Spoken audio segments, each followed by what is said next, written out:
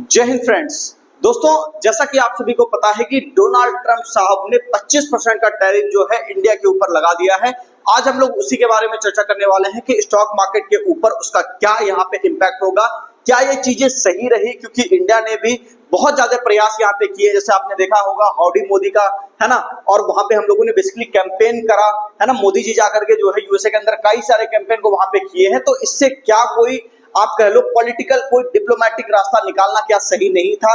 क्या इस तरीके की टैरिफ जो है मार्केट को क्रैश करवा सकती है? तो सारी चीजों को आज हम लोग डिस्कस करेंगे। उससे पहले अगर आप चैनल पर नए हैं, चैनल को सब्सक्राइब कर लीजिए। और एक बात और, जो भी व्यक्ति शेयर मार्केट सीखना चाहते हैं दोस्तों, शेयर मार्केट क्लास करना चाहते हैं, वो कॉल कर सकते हैं इस नंबर पे। बेसिक से लेकर के एडवांस तक सारी चीजें आपको यहाँ पर सिखाई जाएगी, जिसमें आपको इंट्राडे ट्रेडिंग हो गया, स्विंग ट्रेडिंग हो गया, future and options, long term investment, BT ST ST BT, crypto trading, इसके साथ साथ आपको फॉरेक्स ट्रेडिंग भी सिखाया जाएगा। तो पूरा का पूरा कंप्लीट सिलेबस हम लोग यहाँ पे आपको कवर करवा करके देते हैं।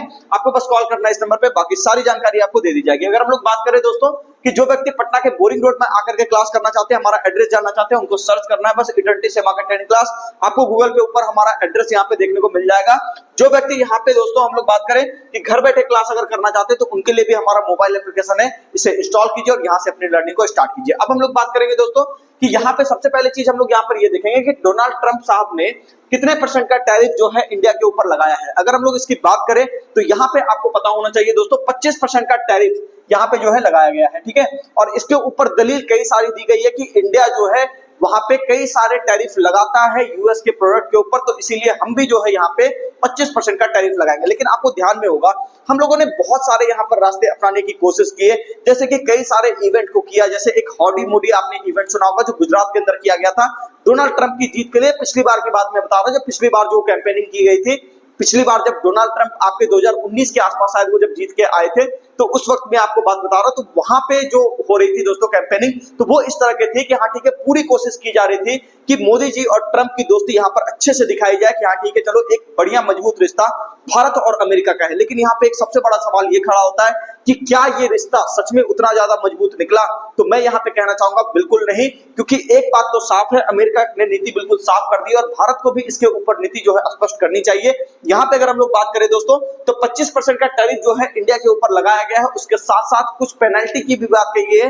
हालांकि पेनल्टी अभी तक पूरी तरह से डिस्क्लोज नहीं किया गया कि किस तरह की पेनल्टी आपके ऊपर लगाई जाएगी, लेकिन फिलहाल के लिए हम लोग ये देख सकते हैं कि डोनाल्ड ट्रंप ने यहाँ पे जो है भारत के ऊपर 25% का टैरिफ लगाया है। और इसके अंदर हम लोग ये देखेंगे दोस्तों कि यहाँ पे आप ये देख सकते हो, ये 1 तारीख से यानी कि 1 अगस्त से जो है आपका एप्लीकेबल होगा। आज हो चुका है 31 तारीख, यानी कि नेक्स्ट डे से ये एप्लीकेबल होगा। अब हम लोग बात करेंगे कि स्टॉक मार्केट के ऊपर इसका क्या इंपैक्ट पड़ेगा। सबसे पहली चीज आप यहाँ पर ये देखिएगा कि देखो, एक चीज मैंने आपको कहा था, आपको ध्यान में होगा कि डोनाल्ड ट्रंप दुनिया के अंदर एक ऐसा आदमी है जिसको कि एक अनप्रेडिक्टेबल आदमी आप कह सकते हो, कि लोग चाहते हैं कि जो है ये कुछ ना करे। मतलब बाकी सारे के प्रेसिडेंट अगर चुन करके आएंगे, या राष्ट्रपति आप कह लो चुन करके जो आते हैं, या फिर आप कह सकते हो कि जो प्रधानमंत्री आपके प्राइम मिनिस्टर आपके चुन करके आते हैं, वो लोग चाहते हैं कि वहां की जनता चाहती है कि वो कुछ काम करे। लेकिन एक्चुअल में ये आदमी कुछ इतना ज्यादा उल्टा सीधा कर रहे हैं कि वो अब लोग बाहर के लोग नहीं चाहते, हो सकता है यूएस के लोग चाहते होंगे, लेकिन यहाँ के लोग तो बिल्कुल परेशान हो चुके हैं। जितने भी बाहर की कंट्रीज है वो इनसे पूरी तरह से परेशान कहीं ना कहीं हो चुकी है।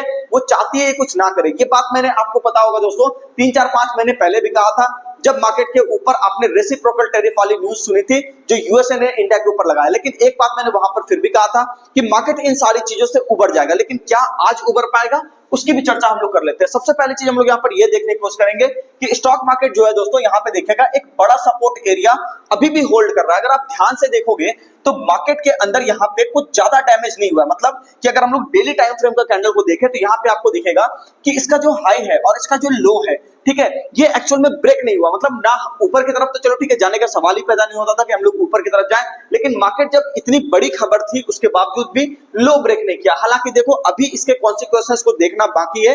ये कहना जल्दबाजी होगी कि मार्केट यहां से क्रैश नहीं करेगा। लेकिन एक बात मैं आपको कहना चाहूंगा कि अगर मार्केट आपको यहां से एक बार वापस से ऊपर की तरफ निकलता हुआ दिखाई दे, अगर मैं लेवल आपको बताना चाहूं तो ये आपको होगा 24,960 के ऊपर, यानी कि ये वाला रेंज अगर बाजार आपको तोड़ता हुआ दिखाई दे, तो समझिए कि ये जो खबर आई है ये बस बॉटम लगाने के लिए आई है, मतलब ये खबर आपके लिए एक अपॉर्चुनिटी साबित हो सकती है और निफ्टी यहां से एक बड़ी चाल आपको कहने की ऊपर की तरफ दिखा सकता है। तो ध्यान से रहिएगा दोस्तों, कल हम लोग देखेंगे, मार्केट को क्लोजली वॉच करेंगे। जल्दबाजी में कोई ट्रेड मत लीजिएगा। नॉर्मली मैं आपको कहता हूं कि हाँ ठीक है आप ट्रेड कर सकते हो, नीचे कटेगा लो तो आप ट्रेड करो, ऊपर कटेगा तो आप ट्रेड करो, बाय के साइड पे जाओ या कुछ भी है, जो रेंज आपका है उसकी हम लोग बात करते हैं। लेकिन यहां पे मैं कहना चाहूंगा कल चूंकि मार्केट जब खुलेगा तो अनसर्टेनिटी बहुत ज्यादा होगी और वहां पे आप उस जगह पे अगर आप ट्रेड करने जाओगे तो कहने के ट्रैप हो जाओगे। हालांकि मैं आपको लेवल्स प्रोवाइड कर देता हूं कि नेक्स्ट डे के लिए क्या लेवल रहेगा, ध्यान से समझिएगा इस बात को। यहां पे सबसे पहले चीज आपको दिख रहा होगा एक डबल बॉटम का स्ट्रक्चर, जिसकी हम लोग यहां पे बात करें, ये आपका दोनों एक एरिया है जो डबल बॉटम का स्ट्रक्चर यहां पे कहने के बना हुआ है। अगर हम लोग ये देखें कि ऊपर का रेंज क्या है तो ऊपर के रेंज की हम लोग बात कर लेते हैं 24,960, जैसा कि मैंने आपको बताया, और नीचे का आपका हो गया 24,590 का। ठीक है, नीचे का रेंज हो गया 24,590 और ऊपर का रेंज हो गया 24,960 का यहाँ पे रेंज हो गया। तो मार्केट अगर 24,960 के ऊपर निकलेगा तो इसका मतलब है तेजी बरकरार रह सकती है।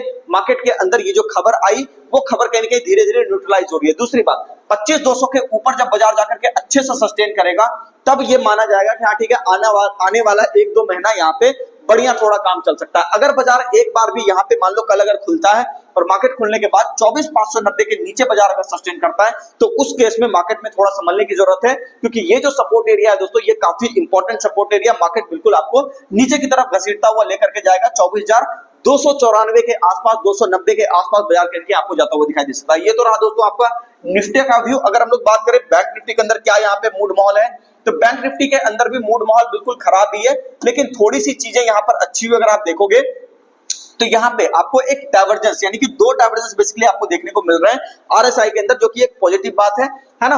तो यहाँ पे आप देख लो कि मार्केट के अंदर प्राइस को अगर आप देखोगे तो प्रीवियस सपोर्ट एरिया के अंदर प्राइस एक बार आने की कोशिश किया, जो कि एक इंडिकेशन है जिसके हम लोग यहाँ पे बेसिक कोर्स में पढ़ते हैं पियर्सिंग लाइन ग्रीन को। तो यहाँ पे आप ये देख सकते हो दोस्तों कि इसके अंदर मार्केट अगर हम लोग देखें बैंक निफ्टी के अंदर अगर आपको 56,400 के ऊपर बैंक निफ्टी निकलता हुआ दिखाई देता है तब जाकर के आपको बाजार में थोड़ा सा हिम्मत करना चाहिए कि हाँ ठीक है चलो कुछ हो सकता है बढ़िया, क्योंकि ये एक ऐसा रेजिस्टेंस एरिया है जो इंट्राडे का कहीं ना कहीं आज एक बढ़िया अच्छा खासा हडल बना हुआ था। तो इसके ऊपर मार्केट आने के बाद आपको तेजी दिखेगी। कहां तक दिख सकती है, तो आने वाले 2-3 दिन में अगर ये सब एरिया 56,400 वाला एरिया सस्टेन रहा तो आपको यहाँ पे 57,000 तक का भी टारगेट आपको देखने को मिल सकता है। तो इसको ध्यान में रख करके काम करना। दूसरी बात 55,600 ये जो एरिया मोटा मोटी आपको दिख रहा है दोस्तों, यानी आज का जो लो है, ठीक है, आज का लो क्या है वो मैं आपको बता देता हूं। यहाँ पे देखिएगा इस एरिया पे यानी कि 55,540 के नीचे अगर आपको बैंक निफ्टी जाता हुआ दिखाई देता है तो वहां पे आपको जो थोड़ा सा सतर्क हो जाना है। बाकी एक बात मैं कहूंगा,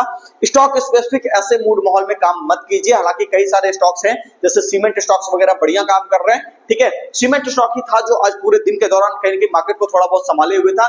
तो ठीक है, सीमेंट स्टॉक पे आप थोड़ा नजर रख सकते हो, लेकिन मैं कहूंगा कि थोड़ा सा सतर्क होकर के काम कीजिए, थोड़ा ज्यादा ही सतर्क होकर काम कीजिए, क्योंकि जब इस तरह की वोलेटिलिटी आती है उस केस में आपको पैसा बचाना ज्यादा जरूरी हो जाता है। अगर आप उस जगह पे बिना वजह की ट्रेड डालोगे लॉस आपका होना पक्का है। उम्मीद करता हूं सारी बातें आपको समझ में आ गई होगी। मिलते हैं किसी नेक्स्ट वीडियो में। चैनल को सब्सक्राइब कीजिए, वीडियो को लाइक कीजिए, कमेंट करके जरूर बताइए वीडियो आपको कैसा लगा।